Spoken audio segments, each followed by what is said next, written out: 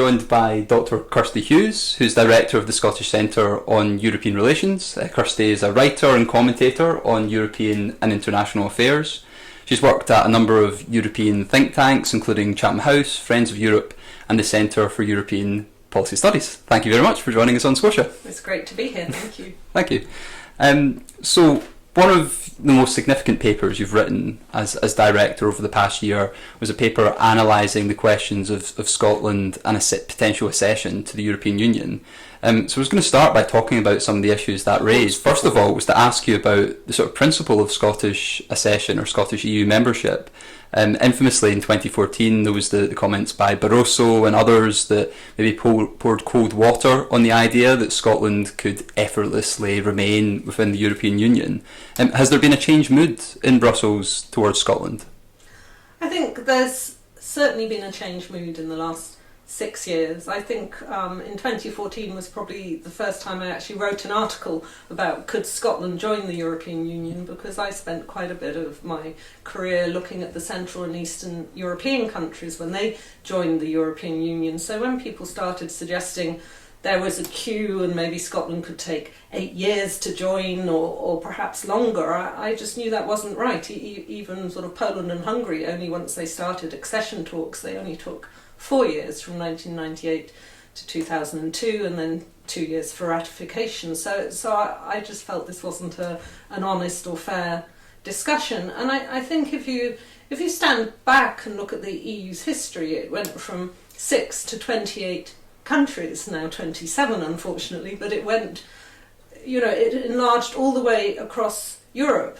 Some took longer than others, but it's pretty much never said no. It did say no to Morocco in the 1980s. It said it wasn't a European country.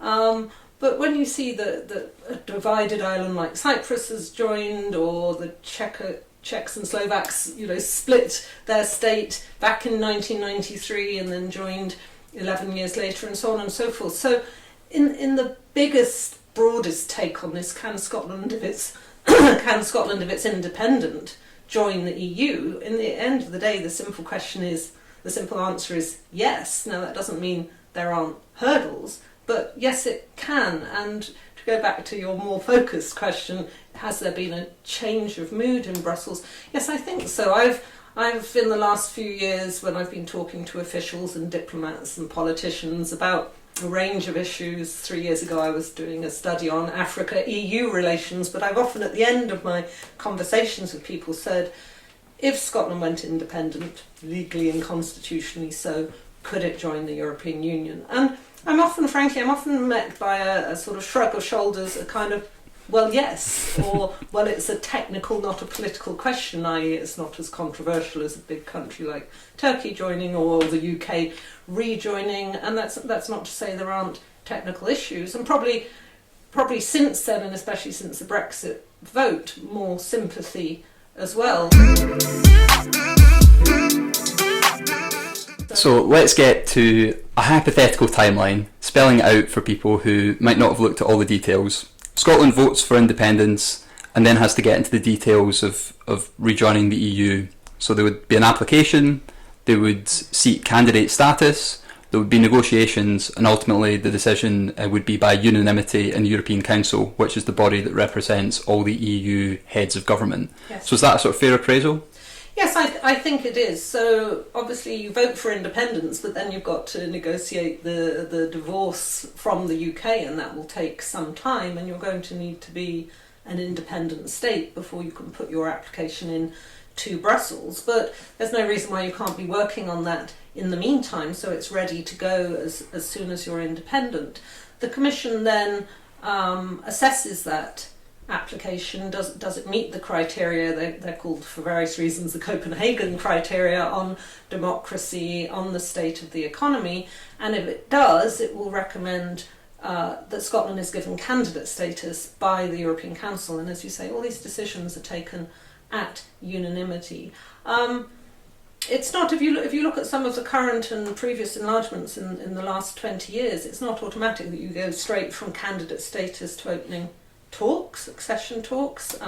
North Macedonia at the moment and Albania are candidates, but France just stopped them moving forward to accession talks. Looks like that's being resolved now, but so politics can get in the way of these things. But basically, yes, you apply. If you're given the green light, you start talks. I think one of the things that Scotland, like any other candidate, has to face up to is these aren't really negotiations. This is like applying to join a club. You are being monitored and told what to do in order to meet the criteria. Now, there might be some very important negotiations over very particular areas where you might need a transition to adjust, that you might join but take another 2 years to do some bit of justice and home affairs law, or maybe on the currency more controversially.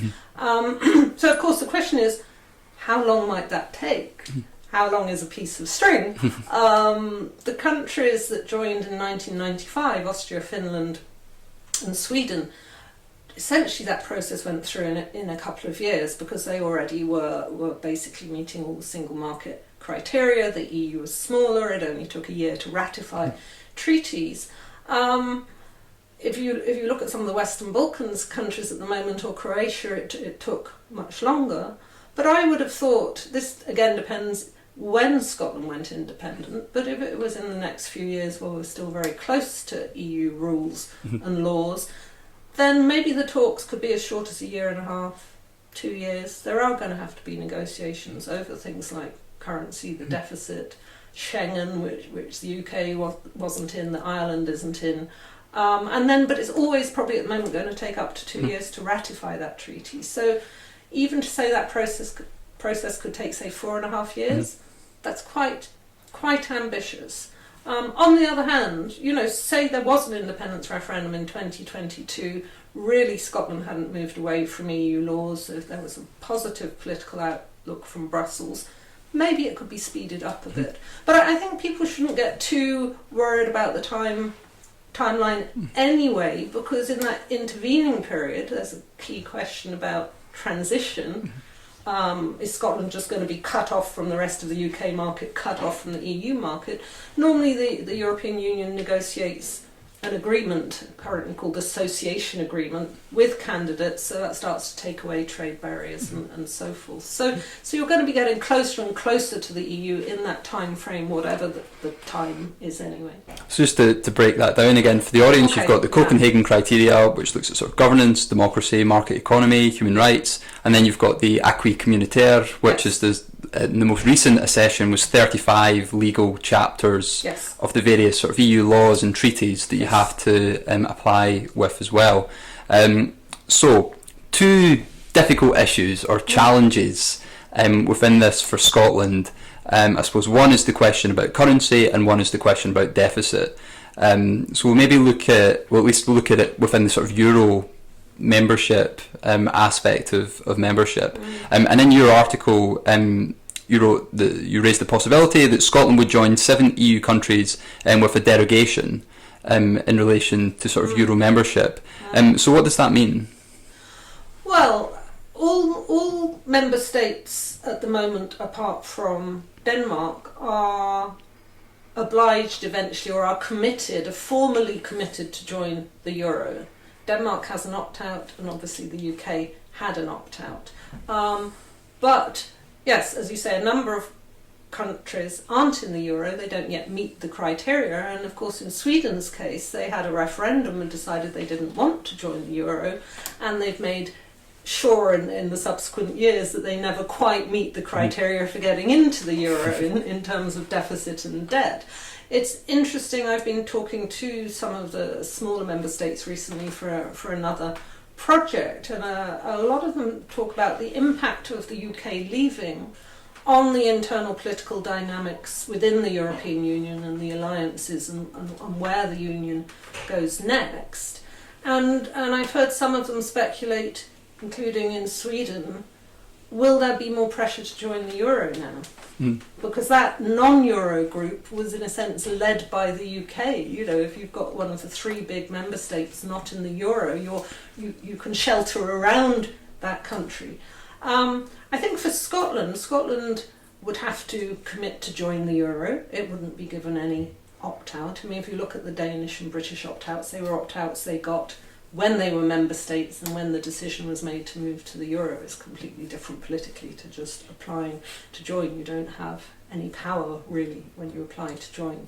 But new member states, candidate countries, are not expected to join the euro the day they join the European Union. They have to join the exchange rate mechanism. They have to show they've got sustained meeting of the deficit and debt criteria and so on. But even if they're not joining the euro straight away, and once you're in as a member state, you actually can't be forced to join the euro. Though I think in the Scottish debate we have to be careful how we talk about that. You know, there's a domestic audience and a Brussels audience, and if you're going around as trying to be a positive, keen candidate, you don't go around saying how you're basically not really going to mean it when you say you're going to join the euro. So I suppose specific on that word, the derogation, just that, so that was in referring to the 7 EU countries apart from Denmark who currently don't use the euro.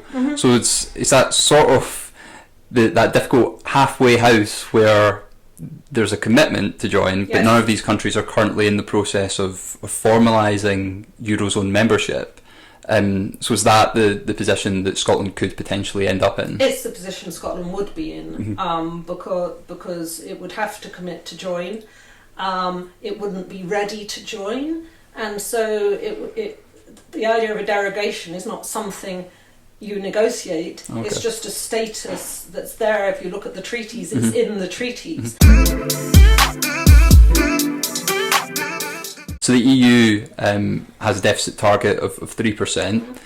And the notional deficit of an independent Scotland, based on that document you just mentioned, the S&P Growth Commission, chaired by Andrew Wilson, says that an independent Scotland's notional deficit would currently be just over 6%. It's currently 7.2%, I think, on the current GDP figures within the UK. So that 3% target isn't a block, but is a requirement to reduce the deficit. And you mentioned earlier the sort of Croatia example, which worked from, I think, even before 2011 all the way through to 2016. I think there was a transition period for reduction of Croatia's deficit. So what challenges would an independent Scotland face on that front? I think if Scotland started accession talks, I don't think it would be a bar to accession talks. If whether the deficit was 6% or maybe it was higher, maybe it was 8%, that would be all part of the assessment done of the market economy before talks started. But it would be something the Commission officials would talk to the Scottish officials about in the talks, and I want a credible path for that deficit to come down. And since, as we discussed earlier, even in the best scenario, these talks are probably going to take a year and a half or two, and they'll take a year to set up and get going, then you've already got 3 years to show, are you bringing that deficit down, e.g. by 0.5% a year? So if the 6% figure is right, maybe towards the end of the talks you'd be at 4.5%. If that looked well done, in control, and there was a clear plan for the next 3 years to bring it down from the 4.5 to the 3, I don't see that as a block. I don't see that they'd say you have to wait till it's at 3%. So I mean, people who say, oh no, this doesn't matter as long as you're not in the euro, are being a bit too casual about it. And equally, people who say you won't be able to join for years because it's going to take you 10 years to bring it down to 3%, I think are also bucking up the as if 3% is a brick wall. And mentioned your own work with Think Tank, with Scottish Centre on European Relations, and so this is an opportunity to plug the Ferret, because it was what I was reading through last night before this interview. They did an excellent fact check on Ian Murray and EU membership and the deficit, and they link to some of those papers on Croatia, if anyone watching wants to look into that in further detail.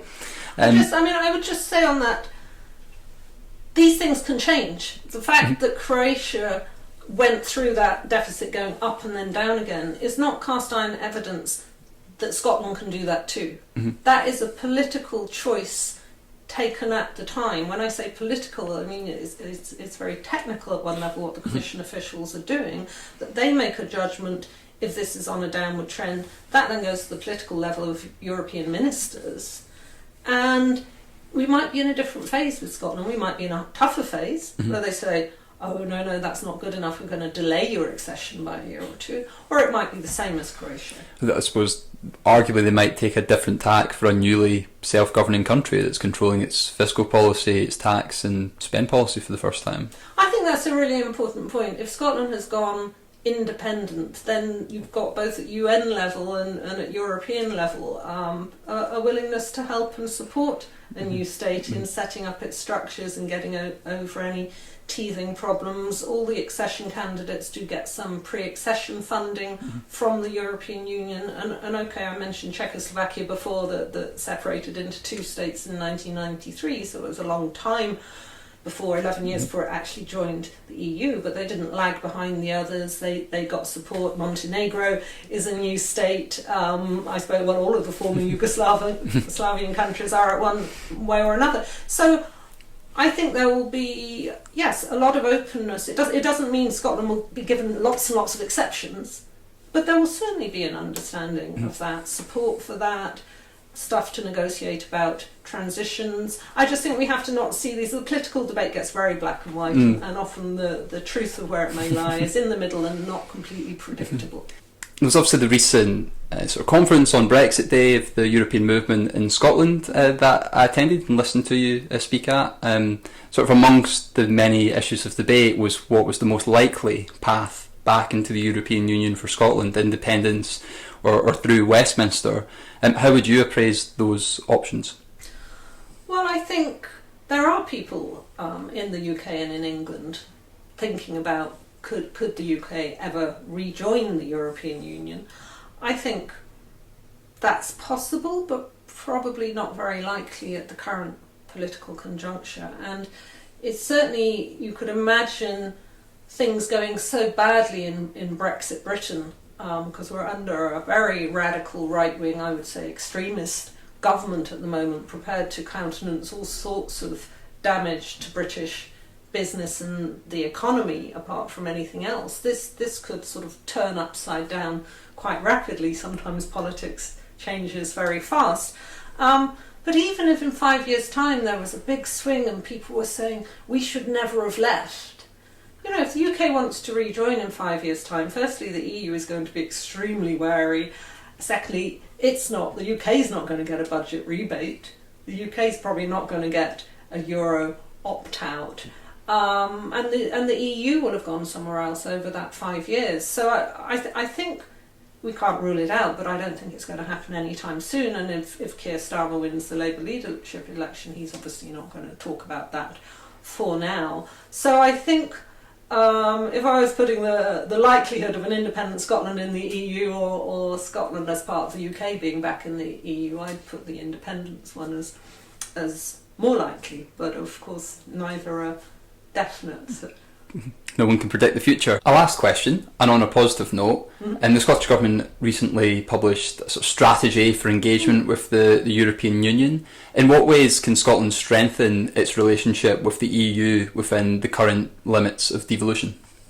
I think it was great that they published that strategy document. They brought it out on Brexit Day, so I think it was a way of saying we're still here, we're still pro-European, we're still trying to engage on pan-European and global challenges like climate change and human rights. So I think there's quite a lot that can be done. It takes resources and it needs to be sort of focused, prioritised. It's got to be a strategy, but you've got Scottish Government little hubs in the British embassies in Berlin and Paris and Dublin. There's a little bit more money in the budget this year. Perhaps there could be another one somewhere else. And I think even separate to the independence debate, that is worth doing. It's about saying, here's what Scotland's doing in renewable energy. Here's how we can contribute. Here's what we can learn from you. So you're outside the decision-making processes of the EU. You're really fairly influential. But nonetheless, to be part of that positive conversation, try and keep those networks open, try and use your devolved powers to the extreme, I think is going to be important economically, socially, culturally. And then when that comes to the independence question, that kind of diplomacy and para-diplomacy will also benefit from that. So even if you're anti-independence, but you welcome that reaching out in Europe on the devolved issues, or if you're pro-independence, it's going to help support those positive political relations you need with the EU member states should a future application to join be successful. Either way, it's definitely the direction of travel, and it's great to see they've started on that. Brilliant. Dr Kirsty Hughes, thank you very much. Thank you.